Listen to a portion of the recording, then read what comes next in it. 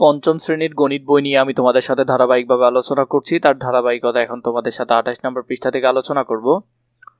দেখি পারি কিনা এই অঙ্কগুলো আমরা ধারাবাহিকভাবে সমাধান করব, আমরা পারি কিনা সেটা দেখব। 1 নাম্বার আমাদেরকে দিয়েছে, হিসাব করি।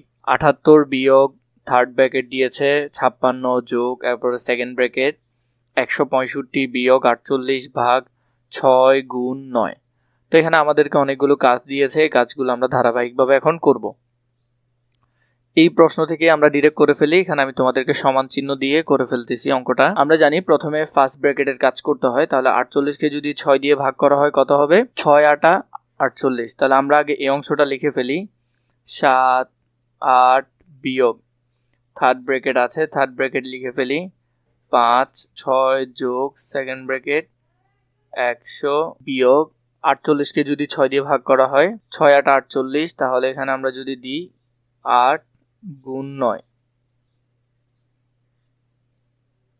ফার্স্ট ব্র্যাকেটের ভিতর এই কাজটা এখনো আছে, গুণ 2 সেকেন্ড ব্র্যাকেট এরপরে থার্ড ব্র্যাকেট।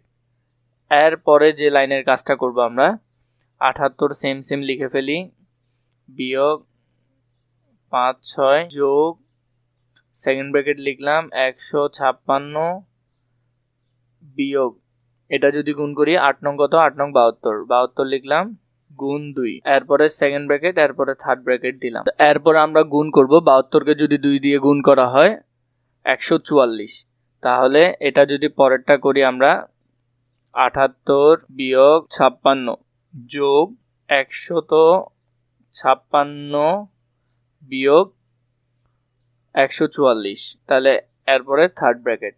তো এখন দেখো এই যে এই বিয়োগটা নিশ্চয় এখন করতে হবে, আগে সেকেন্ড ব্র্যাকেটের কাজটা শেষ করতে হবে। আমি এটা এখানে করছি, পাশেই করে ফেলি আমরা। পাশে আমি সমান চিহ্ন দিয়ে করে ফেলছি। 78 বিয়োগ 56 যোগ 156 থেকে যদি 144 চলে যায় 156 বিয়োগ 144, তাহলে 12। তাহলে কত হবে? 12 হবে থার্ড ব্র্যাকেট। তো এখন 156 আর 12 যোগ করলে কত হবে? 156 আর 12 যদি যোগ করো 7 8 বিয়োগ 50 60 68, 178 থেকে যদি 68 চলে যায় আর থাকবে কত? 10। তাহলে এটার উত্তর হবে কত? 10। এই অঙ্কটা যদি তোমরা সমাধান করো তাহলে এটার উত্তর আসবে 10। এরপরে 2 নম্বরে যেটা দিয়েছে, একটি কলমের দাম 180 টাকা, একটার দাম কত? 180।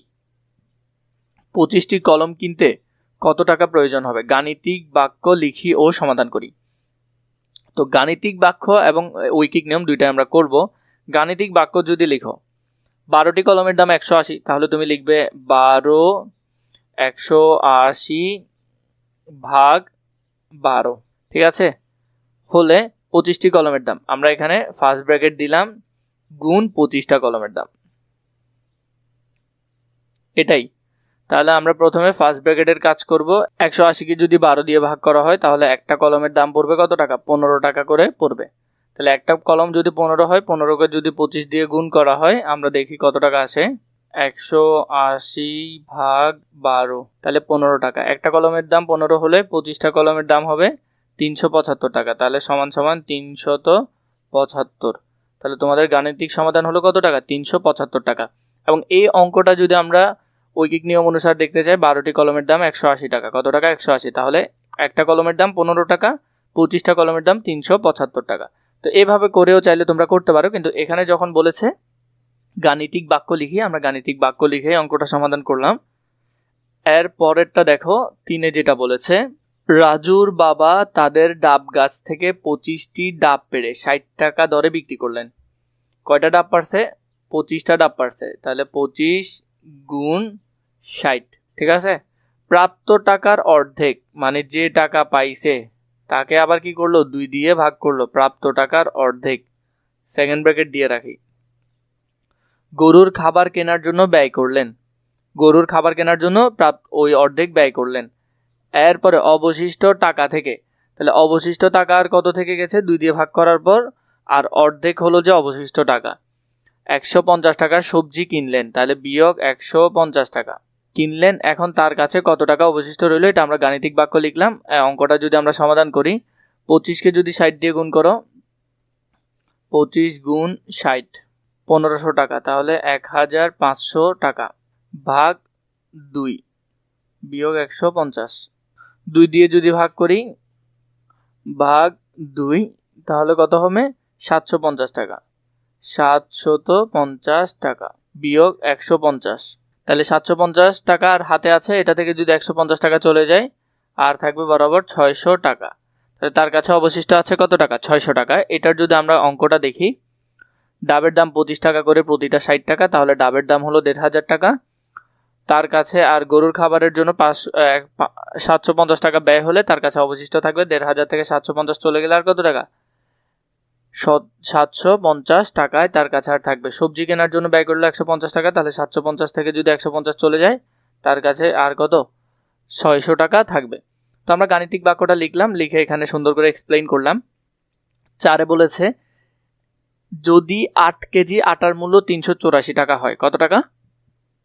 384 টাকা। তাহলে 4320 টাকা দিয়ে 4320 টাকা দিয়ে কত কেজি আটা কেনা যাবে? 4320 টাকা। তাহলে 4320 টাকা দিয়ে আমরা চাইলে এখানে অঙ্কটা দেখি। 8 কেজি হলো এত টাকা, 8 কেজি আটার মূল্য হলো 384 টাকা, তাহলে 1 কেজির মূল্য কত টাকা? 48 টাকা 1 কেজি আটার মূল্য। তাহলে 1 কেজি আটার মূল্য 48 টাকা হলে তুমি যদি এত টাকাকে 48 দিয়ে ভাগ করো তাহলে কত কেজি? 90 কেজি। তাহলে এই টাকা দিয়ে আমরা কত কেজি? 90 কেজি আটা কিনতে পারবো। তো এটা গাণিতিকভাবে লিখতে বলে নাই, যদিও লিখতে চাও তাহলে লিখতে পারো। তাহলে আমরা 1 কেজির দাম পাবো।